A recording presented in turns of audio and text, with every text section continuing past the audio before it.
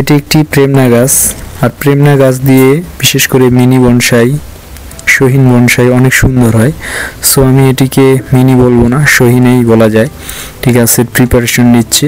So আজ থেকে প্রায় 5 মাস আগে এই গাছটির চারা আমি লাগিয়েছিলাম। সো এখন শীতের শেষ, আর এই শীতের শেষের যে পরিচর্যা সেগুলো আপনাদেরকে দেখানোর চেষ্টা করছি। সো দেখুন, সবার আগে আমি রুট স্ট্রাকচারটার কেমন আছে সেটি দেখার চেষ্টা করছি।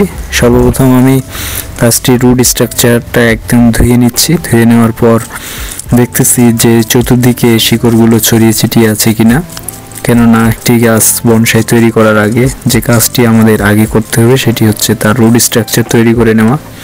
সো যত রুট স্ট্রাকচার ভালো হবে গাছটির কোয়ালিটি তত ভালো হবে এবং সুন্দর হবে, দেখতে অনেক মানানসই হবে। আমি শীতের আগে ওয়্যারিং করে গাছটিকে একটা জায়গা মতো মুভমেন্ট দেওয়ার চেষ্টা করেছি। সো এখন যেহেতু শীতের শেষ, আর শীতের শেষে গাছটির কিছুদিনের মধ্যে দেখবেন যে আরও চেহারা চেঞ্জ হয়ে গেছে। সো এখন যে কাজটি আমাদেরকে খুব বেশি করা দরকার সেটি হচ্ছে প্রচুর পরিমাণে খাবার দেওয়া।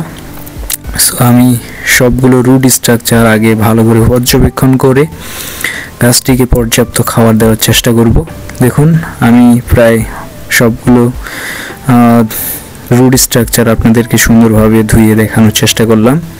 হ্যাঁ, আমার মনে হচ্ছে যে গাছটির রুটের কোয়ালিটি, রুট স্ট্রাকচার অনেক সুন্দর আছে এবং গাছটিকে আমার মনের মতো একটা রুট স্ট্রাকচার এবং বনসাই তৈরি করতে পারবো বলে আশা করছি। এখন আমি গাছটিকে যে খাবার প্রোভাইড করব সেটি হচ্ছে, আমার এখন বিশেষ কোনো খাবারের প্রয়োজন নেই।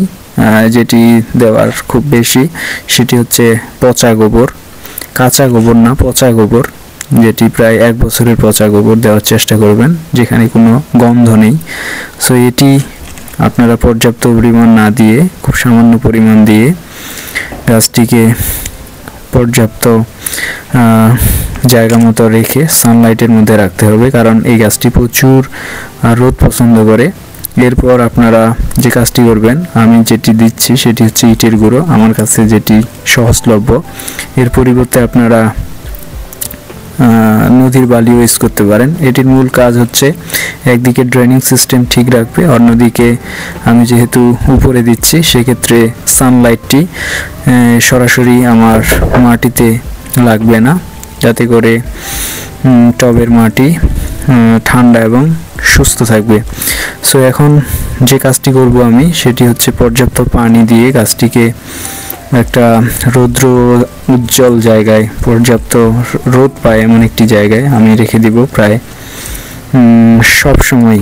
সো ধন্যবাদ, আবারও দেখা হবে পরবর্তী ভিডিওতে। ওয়েলকাম।